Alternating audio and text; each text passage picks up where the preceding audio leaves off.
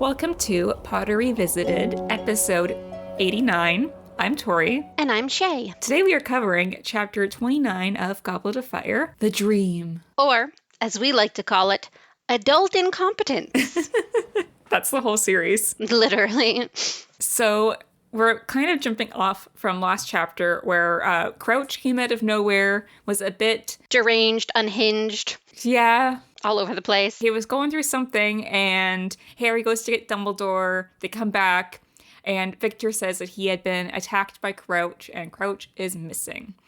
So Harry, Ron, and Hermione have been up like basically all night discussing what could have happened.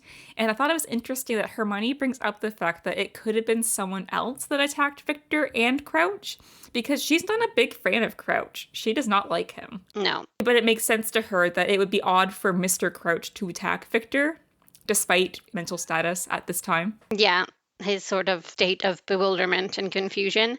Yeah, I mean, I don't see any motive unless Viktor Krum is really bad at judging the situation and acted hostile towards Crouch. I don't see Crouch in that state attacking Viktor. Ron does not like to care about Viktor at all. He's like, maybe Viktor just, attacked himself. Or maybe Viktor attacked Crouch. Whoopsie daisy. Yeah, honestly, Hermione seems kind of also entirely uninvested in Krum's well-being. I mean, his attack is just sort of a small element in the riddle. I kind of feel bad for the guy. Yeah, it feels bad because he pulls Harry aside. The reason they're there in the first place is because he pulls Harry aside to see what his intentions are with Hermione, because he's serious about her, and they find out that he gets attacked, and Hermione is just like, well, who could have attacked him? But she doesn't really seem, to care about, his physical well-being. Yeah. And one of the other suspects, as always, is Severus Snape, because of course. And Ron figures that it probably wasn't Snape because he would have had to get down from the castle so fast. And he probably can't do that unless he can turn himself into a bat. And I think this is funny, A, because Snape gives off bat energy, but also because he's one of the very few wizards in the series who can actually fly without a broom. And I don't think Ron knows that in this moment, but we know that. So feasibly, it could have been Snape who kidnapped Mr. Crouch. Yeah, I wonder if this is foreshadowing to that moment in Deathly Hallows where Snape kind of flies majestically like a bat out of hell. Yeah, so they're all kind of painting accusations. They're trying to figure things out because that's kind of where they're in their investigation. Yeah, they've got their detective hats on, their magnifying glasses. They need a board. Exactly, they've got a murder board out. Severus Snape with a question mark with a little bat drawn next to it. Is he a bat? Is he a vampire? Not off the table. But they're waiting to speak to Mad Moody, but it's too early because Harry says that he'll attack them if they interrupt his beauty sleep. Which fair, good thinking, Harry. Correct. They're up sending an owl to Sirius to keep him in the loop. And who do they run into but Fred and George, who are also there to send off some kind of letter. And it's funny because they're both obviously doing things that they really should not be doing, as Fred and George are obviously off to go blackmail little Bagman. Slight crime. And illegal. And Harry, Ron, Hermione are sending a letter to known criminal, Sirius Black. Convicted murderer. Also, something that's a secret. This scene is so funny because they have two of them saying the same thing and another two at the same time. It's what are you doing? We're sending a letter. Why are you sending a letter at this time? And this would have been such a great scene if they had kept the little Bagman plot in the movie. Because I can just see, the twins obviously always are a comic relief, but this would have been, just a really funny moment. Yeah, especially because the twins often, say things together or finish each other's sentences. So to have other people in the mix for that, I think would be so funny. It would have been so funny. Obviously, the twins do not want to tell the trio what they're up to. It's because, they are committing crimes. And they try and play it off as a joke, but Ron's he's kind of they're up to something, and he's kind of poking and prodding and what are you up to? Tell us the truth. What are you doing? And they kind of accuse him of acting like Percy, and he'll be made a prefect, which is interesting, as that's what happens. Yeah, it is really funny. They say if he keeps trying to get them to follow the rules, he might become a prefect, and he kind of does, so it's funny. Yeah. But it's also hilarious because they're both just nosy enough to want to know what the other person's doing, but also so caught up in their own lives that they're not going to tell the other person. It's such a realistic, what are you up to? You tell me first. No, I'm not telling you. Well, then I'm not telling you. It's also such a sibling thing where you see your sibling doing something, but you're also doing something what are you doing? Oh, I'm not going to tell you. Or what are you eating? When they get something out of the fridge and you're what are you eating? Yeah. Because you want to know if you want some of it before they've eaten all of it. Or you're doing something you definitely should not be doing. And it's like, you don't know if they're going to tattle or not. But after the twins, send out their letter and they leave, they kind of bring up the idea that what the twins were doing and would they be doing something that's breaking the law? And Hermione doesn't think that they would break the law because they're kind of wondering, do they know something about Crouch? And Harry and Hermione are like, well, obviously they did, they would tell. And Ron's like, well, I'm not actually that sure because Ron spent a lot of time with them when him and Harry weren't speaking earlier in the year. And he says that they are obsessed with their future and making their joke shop plans come true. And like, he doesn't really think that they would, they would do anything to risk that. And Hermione brings up the idea, but this is the law. It's not school. Breaking rules, not a big deal in the grand scheme of things, but breaking the law, bigger deal. There's also different levels of breaking the law. Like, I think in this case, they're focused on Crouch being the priority. So, like, I don't think the twins would kidnap Barty Crouch and hold him for ransom to get money for their joke shop. Nor do I think they would blackmail, say, Igor Karkaroff, for example, if they caught him kidnapping Barty Crouch. Like, I don't think that level of, like, crime, but like a moderate crime, which is what they're doing, of blackmailing a government official who's already corrupt and just to get a little money, isn't like terrible crime. Like, I honestly don't know if the twins would get in that much trouble for blackmailing Bagman. I mean, they're just trying to get the money that they are owed, and they're not really extorting Bagman to make like policy changes or do next level government corruption. So kind of, if anything, they should maybe get the money and be owed some sort of like thanks from the government because they've identified a corrupt official. And I feel like besides being thanked by the government, maybe an angry howler from Miss Weasley and some general malcontent from Percy, but like to me that's all they deserve, Like it's acceptable.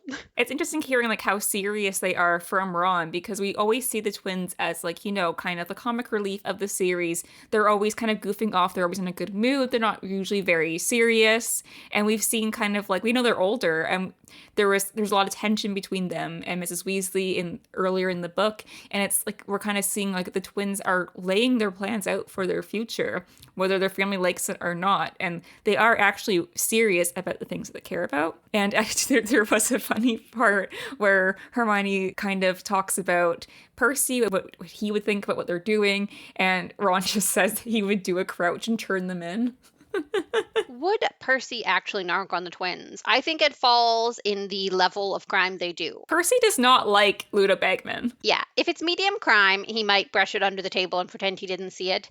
If it's big crime, I think he would probably turn them in. I also think it's if it affects Percy and his reputation and kind of him directly. If it was something regarding Mr. Crouch, he'd care. But I feel like because he looks down upon Ludo because Ludo's a terrible official employee, and also Ludo is also, in kind of corrupt and shady, has like basically a gambling ring going on. So I mean, and he gives favors to people who help him out. Like, so I feel like Percy doesn't like that kind of stuff, and I think he does take into the consideration that Fred and George in this like situation are minors that were done wrong by a government official. So I feel like this was something that he would take into account. I also think you're right with the level of like Percy's ambition that would be involved. Like, I think if he can spin it to be a good thing for him. So like if the twins get in trouble with something with Ludo Bagman, Percy can spin it as like, not only was I on to how suspicious he was, but my brothers who are just teenagers were able to catch on to what he was doing. Like, he could spin it to make himself look smart and good. And I think that would play a little bit of a part in it as well, whether or not he can make it good PR for himself. Yeah, I think I always consider that with Percy because he's kind of like a politician in the making where he's like, how can I spin this in my way? But he does care about rules and regulations, but also he's going to consider his future. But I think like if it would just look bad, like if everyone knowing your brothers were involved in gambling and your brothers were doing crime, if it just looks bad for Percy, I don't think he would bring it to the ministry because of how it would look for him. He's got like his desire to follow the rules is high, but his desire to like maintain a position where he can impact those rules in the future might be higher. But the trio make their way to fake Moody to, ask him if he found Mr. Crouch, which of course, oh no, he didn't find Mr. Crouch. He disappeared. Who would have thought? And they're kind of speaking about their investigation. And fake Moody thinks Hermione would be a good order as well. Something he told Harry earlier. She's got some good analytical thinking going on, and Ron just wants to be included, man. He's just like, he's saying things and he's like, please tell me I'll be a good order too. He just wants to be included. Yeah, he's throwing ideas out there that maybe aren't thought out or aren't, just to try and get that positive feedback and that like self-esteem boost of being told he could be a good aura as well. It's rough. I sometimes relate to Ron, and this is one of those moments. He's like, but also me. I definitely find this very relatable because I think especially if you have people that are like generally really quick to and like good at things and they're kind of like, propped up by someone in an authority figure, and I'm like, I just want to be included. I want to be with my friends. I want to think you think that I'm good too. Especially Ron that like has such low self-esteem and needs validation, and he just wants to be someone where someone thinks like he could be this good thing with his friends. Yeah, and Moody got some warning about their amateur detective lifestyle. Yes. I love this. I love this so much. Because Dumbledore told Moody that the trio fancy themselves investigators, which I think is a weird way of wording these kids solve adult problems because all the adults are either too apathetic or too incompetent, or in Snape's case, too undercover and handsome. Yeah, no, I don't know about that last one. The rest of them, incompetent, apathetic. I do like the idea that Dumbledore warned Moody because thinking that this is actual real Moody, the trio tend to get themselves into situations. And Dumbledore likes them doing it. Like, he probably warned Moody, knowing Moody would catch on, being like, oh, by the way, I like them going on these adventures. I encourage such behavior for Harry Potter and his friends. So if they need a little help from you, give it, but don't stand in their way, because we encourage this behavior in Harry Potter and his friends. We love when they do this. This is fake Moody, though. So fake Moody does not want them involved. And he's trying to kind of be like, don't go looking into this. This is dangerous. Trying to keep in, like, the Moody role, but this was probably like a big thing for fake Moody because he doesn't plan on students getting so involved in this, because fake Moody, we learn later, kills Mr. Crouch and he's covering it up, and so he's like, great, I don't want these kids undercovering my murder. I just can't get over how minimizing the language Dumbledore uses about them is. Fancy themselves investigators is so oh, they're kids, they play, isn't it cute? But they're out here saving lives, fighting actual evil adult villains, stopping crime. They're not, watching Blue's Clues. They're doing real serious stuff. It's so minimizing of what they've done.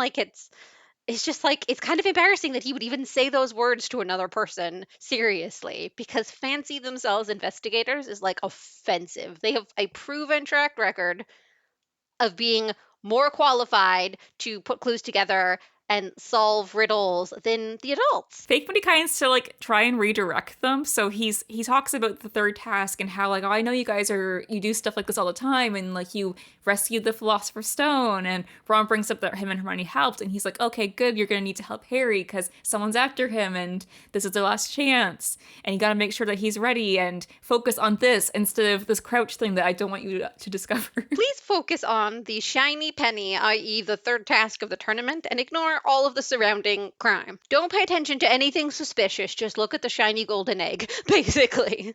And so Sirius replies back to Harry's letter informing him of the event. And it's actually so funny because Sirius does really sound like a parent in this letter. He's like, Harry, you fucking idiot. What are you doing talking to Krum? Out past your bedtime. Time to be a good boy. Stay in school. Say no to drugs. Don't go out at night. Stay with your friends. Or else. And it's this is coming from Sirius, who didn't, do any of that when he was at school. Yeah. And it's actually wanted for crimes. But it's so interesting because Sirius is he's so on edge and kind of responsible in a way and very intense in this book compared to Order of the Phoenix, where he feels very reckless and kind of well, obviously a lot more immature. It's he regresses once because right now the danger is kind of unknown, and Sirius is preparing for the danger the best he can. But in Order of the Phoenix, they already know what the danger is. So he's a lot more relaxed about that, and he's just kind of looking for his next kind of adrenaline rush. Yeah, honestly, Sirius is he can serve as a good role model if you see him as an example of what not to do. Remember how I did all those troublesome things in school? Don't do that.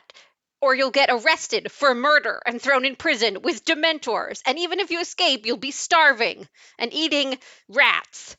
He's like a cautionary tale.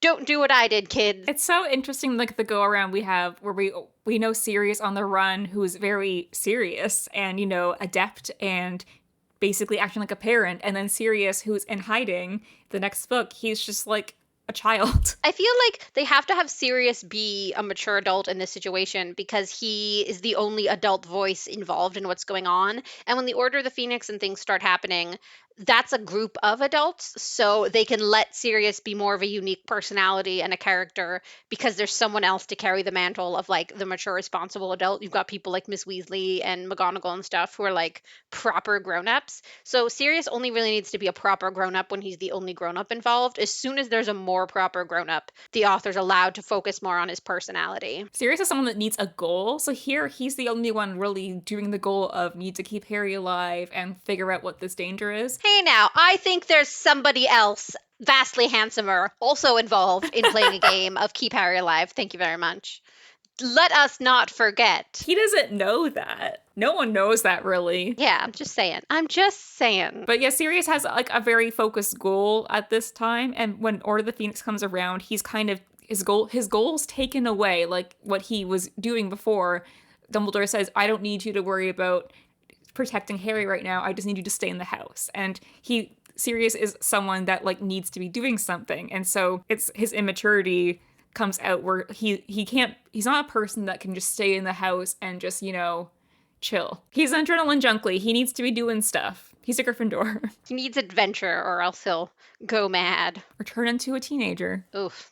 The worst thing a person can be. But Harry decides to, focus on the third task and learning some new spells. So they're learning the stunning spell.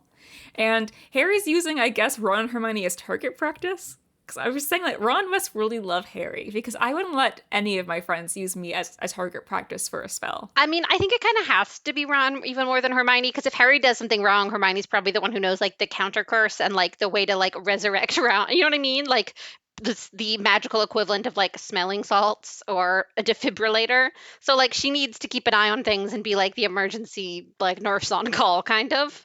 So poor Ron. He's a good friend. So now we sort of transition into the thing that they actually named this chapter for, which is just some dream Harry has.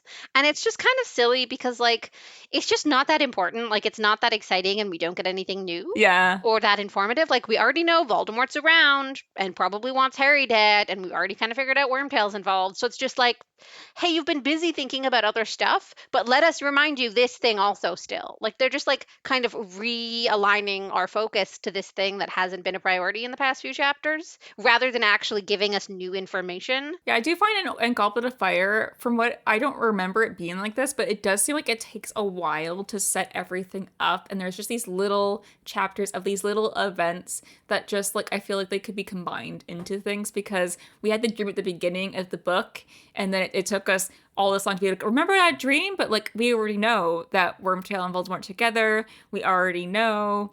The only thing that the dream really reveals is that it implies that Crouch was with Voldemort and Wormtail, and Crouch escaped. I think it's the author trying to come to terms with the length of the book and the level of attention she's willing to attribute to the reader. So like I think the author thought, oh, because this book is bigger, my readers are going to forget things that happened 5 chapters ago. So there's lots of these little like reminders just in case. And like I feel like I, as a young reader reading this, didn't need it. So I think maybe it's a bit of a underestimating the audience. Like maybe if you're much younger than the target audience for this book, like I would say the audience age that is targeted for each of the books is sort of the age Harry is in the books. So I feel like if you're 14 and reading this book, you don't need that. Like maybe the much younger readers who can keep up, like just our advanced readers, might benefit from that reminder. But I do feel like it's a little bit undermining to that target age group to say, you're going to forget something we haven't mentioned in 3 chapters. Yeah, the plot's a bit like, it takes a while to get off, and we're still kind of like, we're over halfway through, and it's still trying to like remind us about this plot that's going to kill Harry and what Voldemort's up to. I guess if it's sort of being written with the intention of like parents reading it to their younger children, it makes sense to have the reminders, because it's like 1 chapter a night. There's only 5 weeknights a week. So like, it might be like 3 months later since you heard them mention Voldemort and Wormtail or whatever. So I guess that makes sense. But like as an individual reader reading it to yourself, it feels unnecessary. But again, that could just be a reflection of the fact that I was always a very fast reader, so I consumed everything closer together than someone who was a slower reader. But this dream, I always thought that Harry always saw Voldemort's dreams through Voldemort's perspective because Harry's a Horcrux, and it's because Voldemort shares that with him. But this dream, Harry's not seeing it through Voldemort's perspective. He's seeing it like he flies in on an owl to where Voldemort is. I do not remember this part, apparently, because I was like, what is this owl? Yeah, it's a weird. Has the author not figured out the whole Horcrux thing yet? Because like later on, he gets a dream from the snake's perspective, which checks out because the snake's a Horcrux, and getting them from Voldemort's perspective makes sense for the same reason. So is this owl a Horcrux? Like obviously the dream wasn't through Harry's perspective in the first chapter, but we're seeing it kind of through Frank's perspective, and it's setting the tone for the riddles and kind of setting the tone for Voldemort's past. And then at the end, Harry wakes up and he's recounting the dream. But I always thought, I haven't read these books in a while, so I always thought that like Harry always sees his dreams through Voldemort's perspective because he's seeing it through Voldemort because of the connection, but this isn't, and he's seeing it as like a third party. And it's just like, is it because Voldemort doesn't technically have a body and isn't back to full power? So does it have to do with Voldemort taking Harry's blood to come back to full power, and that's what kind of connects the dreams? Because that kind of changes how I view Harry as a Horcrux. Yeah, it's a weird, I don't think it was thought through yet. I don't think the author had figured out how she was going to have him see things through Voldemort's perspective yet. Or if that's what she was doing, really. Maybe a plot hole. We'll have to let us know, obviously, what you think about Harry's dream. Or maybe that owl is carrying the Hufflepuff cup, and we're actually seeing it from the perspective of the cup. or wearing the diadem or something, you know? Because my first thought, when I don't remember the owl part at all, and I'm like, is Voldemort possessing an owl? Is the owl carrying Voldemort's decrepit baby body? What's going on? Because like you could have easily had this chapter been from the snake's perspective on the ground, or you could have had it be from like there's so many ways you could have done it. It didn't have to be from a random owl. Yeah, the owl part was really weird. That's the only way. The only way it's not weird and nonsensical is if it's carrying one of the other Horcruxes casually, like, you know. But yeah, that kind of threw me off. But the best part of this whole dream is that Harry's having it in divination class, which is so funny. Yeah, that kind of checks out. Honestly, like, what if Harry just thought, fuck it, and told the divination class what he saw when Professor Trelawney asked? I'd be like, well, you know, this is crazy. Voldemort, gross, tiny, in a big old spooky house. My dad's ex-best friend, who's also a rat. This weird snake, really weird snake, talking about killing me. I don't know. What do you think it means? I'm thinking it might mean Voldemort wants to kill me, but it could also mean that Mars is in alignment and it's a good time for me to make investments. Trelawney's like really telling Harry, like, oh, like you obviously had a vision. What did you see? Your inner eye. And Harry's just like, you aren't prepared for this, lady. He's like, I'm leaving. I mean, maybe it's not Harry having a Horcrux vibe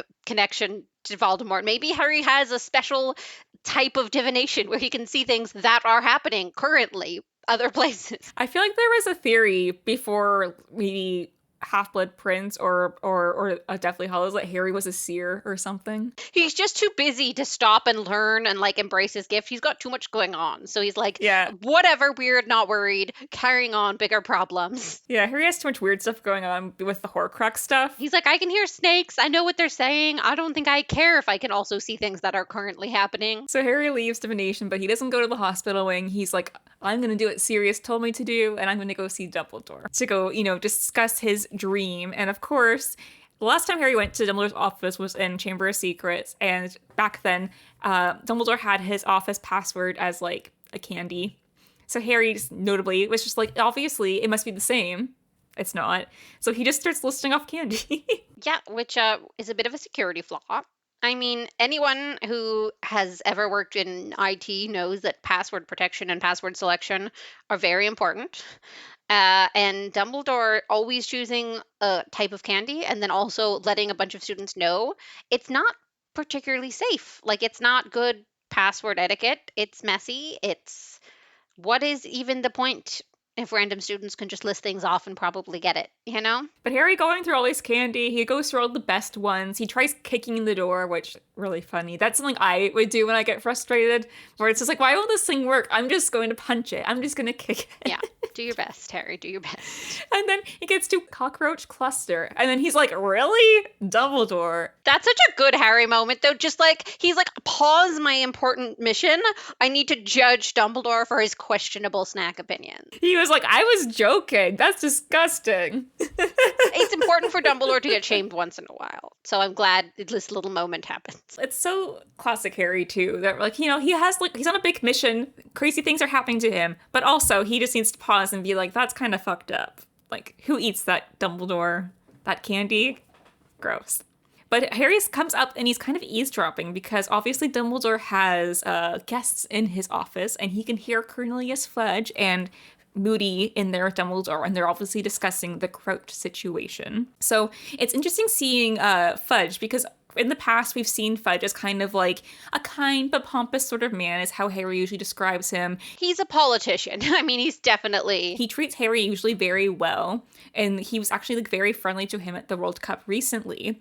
So we definitely see him as, you know, kind of a pompous kind of Percy, but generally a nice guy. But here we kind of see the cracks start to form where Fudge is like refusing to agree with Dumbledore, as in the past he kind of went with what Dumbledore said. But now Dumbledore's telling him that, implying that like something bad happened to Crouch and it's not just a coincidence. Fudge, because it goes against kind of like what he wants to happen. He doesn't want a big issue within the ministry. So he's like, obviously he just cracked and left, and Berka Dorkins definitely is not dead. She's just lost. And he refuses to kind of look into the deeper issues. And we can see him also kind of expose the prejudice he has, because he kind of brings up the fact that Madame Maxine is obviously a half giant, and he questions Dumbledore's, you know, defending her. And it's obviously preparing us for the end of the book where Fudge completely turns on Dumbledore and completely puts his head in the sand and refuses to see sense. Yeah, he definitely is in complete and total denial of anything that he can't control or resolve. Yes. And he wants to pin the guilty badge, sort of point the finger at someone who he already dislikes, that it's easy to turn the sort of public against. So he wants to be racist and speciest about it and say, oh, let's blame Maxime because she's a half giant, or let's blame, like, it's clearly, it's so easy to unite people behind you when you can find someone different to have them all turn against. And that's what he's trying to do as like a way to protect himself and like strengthen his position of power. But he's so focused on that. Like, if I can't fix it and look like a good guy, then I can't let people know it's happening, rather than realizing that like something's happening. He's definitely a true politician. He's not a public servant. He's a politician. Yeah, because he wants to see how it'll affect him. And obviously we see the way he treats Harry is good when Harry looks good for him. Having a relationship with Harry is good for his brand. Obviously when Harry kind of breaks that and is telling the same thing Dumbledore is, that affects how he will appear in the general public, he turns on Harry. Yeah, every move is a PR move. It's not about what you actually think about a person. Because I can't imagine meeting Harry and not thinking he's a perfectly swell young chap. You know what I mean? So anyone saying otherwise is lying or selling something. It goes to show, never trust a politician. Except Bernie Sanders. He seems great. I think I love him. I mean, yeah. But we end the chapter where Moody kind of calls out the conversation where he's like, I know we're discussing something serious, but Dumbledore, Harry's just outside the door listening to everything we're saying. I can't believe he exposed him like that. You know what's funny? I think Barty Crouch Jr. kind of likes Harry. Like, I think he kind of likes him. Just like, I know Barty Crouch Jr. is a terrible person and a crazy madman and obviously a racist monster. But, like, I think he, like, is growing somewhat. Like, he's like, this kid's funny. He's always eavesdropping. He's always sticking his nose in shit. You know, like, he knows he wants Harry to win so Harry can die. But I think he's also, like, enjoying the ride with Harry. You know what I mean? He's like, oh, I'm so glad this kid I have to spend time with to kill is pleasant to be around. And you know what I mean? Like, he would make a good Auror, and I know that because Aurors have chased me down and he would have done that well. Like, it's funny, the sort of like weird, it's almost like he kind of like enjoys Harry. Yeah, we'll definitely talk a lot of I do wonder with the way he was raised. Like, we're going to talk this obviously in the next chapter where we kind of go into the memories and we kind of see the origin of Barty Crouch Jr. and how he became the way he is. Because we never really know what was his villain origin story. Did he, like, intentionally become a Death Eater? Or was he kind of, like, accidentally into it and now Azkaban made him a bit crazy? Or is he just trying to rebel against a father who didn't give him enough love and attention? Yeah, so there's lots to talk about. But obviously, we've talked a lot about Barty Crouch Jr. being a great actor. He could have been an actor. Yeah, honestly. I think Crouch would have hated that just as much as him being a Death Eater. For a second, I was like, what do you mean? He is an actor. He's Doctor Who. And then I realized we're talking about the character and not like the actor. I'm like, of course he's an actor. He's acting in a movie. But you meant this. I'm sure the actor's father doesn't hate that he's an actor. I would assume not. But do you have any final remarks before we wrap up? It'd be cool if Snape could turn into a bat. And I don't blame him for not doing all the things the other adults aren't doing quite as much because he's double agenting. And I don't think he could effectively double agent while, finding the Chamber of Secrets and rescuing Ginny or keeping the Philosopher's Stone from Voldemort. He simply can't do that. So I blame him less than the other adults who don't have a decent excuse to not be doing reasonable, responsible adult things. Also, they're not as handsome. I mean, that's your opinion. That is my correct opinion. It's slow setting this book up. I'm just waiting for us to get to, like, all the important plot points.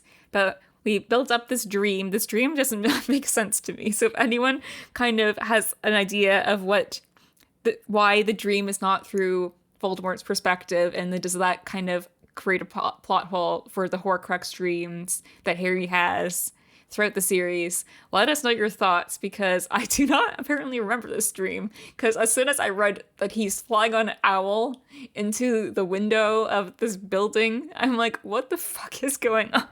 Maybe the owl is one of the Horcruxes that we never hear about. And, like, Harry accidentally kills it at some point during some situation and we never really realize it happened. Oh my God. Like, he accidentally leaves out some, like, rat poison because there's too many rats somewhere and the owl eats it and he completely accidentally kills the owl Horcrux. Yeah. Or the owl's carrying the cup.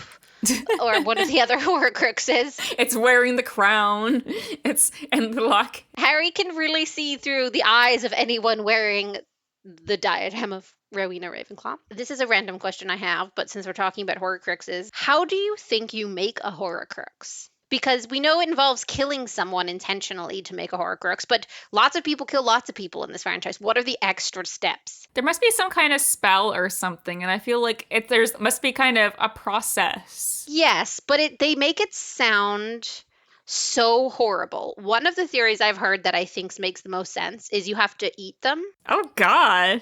Like, you have to kill and cannibalize. But think about it, right? They talk about how horrible it is, how terrible it is, and, like, lots of wizards have killed people. So in my mind, like, that makes sense. I feel like it has to be some kind of dark magic thing they don't really touch on in the series other than that it exists, because you're basically taking part of your soul, like, removing part of your soul, so, like, dehumanizing yourself. That's why I think the cannibalism theory makes sense, because you're also sort of dehumanizing them in the same way. I don't know. I think it has to be something really dark and really, like, it can't just be, also there's a magic spell on the side. You kill someone and then magic spell. Like, I feel like there needs to be something terrifying about it. I feel like it's almost like a ritual or something, because it's supposed to be intentional, so that when you know that you're going to kill this person to make this person into your Horcrux, so I feel like you have to prepare the item you want to put your soul in, and it must be like a process and like a ritual of some kind. Yeah, probably like bathe it in the blood of your victim, probably. But unlike the cannibalism theory, really interesting. Yeah, because Harry's an accidental Horcrux, and it was found to be almost impossible because it's supposed to be some kind of intentional thing.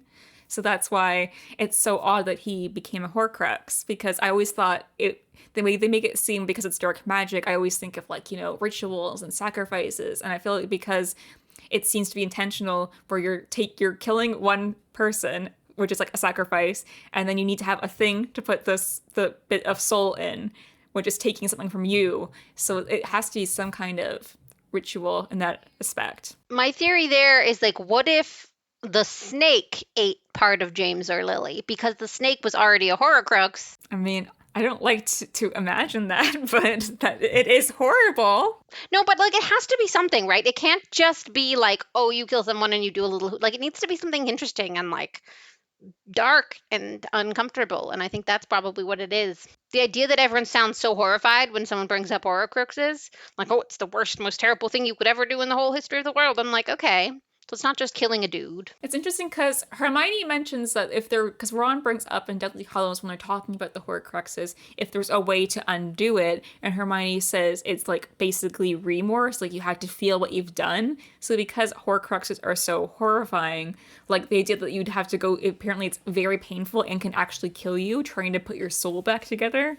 So it has to be something like so, like, dehumanizing and like soulless, because you're taking part of your soul and dehumanizing yourself, and you've committed a murder, which is like a sin. There's probably some religious subtext to it too, because I feel like there's a lot of like religious subtext in Harry Potter. Maybe you need to make the Horcrux eat a part of you in some sort of body of Christ type way. Oh my god. Yeah, I don't go to church, so I don't know what the religious subtext is, but I mean, I watched Conclave. Thanks for listening. Don't forget to like and subscribe and send in comments and questions and concerns. The biggest question, let us know what you think of the dream. I need to know what people are thinking, because apparently I forgot about this. Is this a mistake? Is it a mistake? I want to know if it's a mistake. I think she didn't think it through enough and was just like, fuck it, it's an owl. Because I've heard that in the series in general, I've heard most people say that Goblet of Fire is not the best in the book, and there are plot holes, and it makes sense to me because I know that this book was the last one she completed in a year, and it was like the turning point chapter, so obviously things may have been missed as she was, publishing one book a year, and this is a big book, because after this book, she took 3 years for Order of the Phoenix, so it makes sense to me, but I completely forgot about this happened, and I was so thrown off because I just thought I knew everything about Harry Potter, and I don't remember this, apparently. But, yeah, thank you for listening, and we'll be back to discuss chapter 30, The Pensieve. I'm very excited for this chapter. I love learning about Neville's backstory. Well, there's a lot of backstories. I love going to the past, even though I hated the time travel aspect. So, as Shay said, you can listen to us on Spotify or Apple Podcasts. You can comment on anything on social media at Potter Revisited, or you can email us at potterrevisitedpodcast@gmail.com. And we'll see you next time. Bye!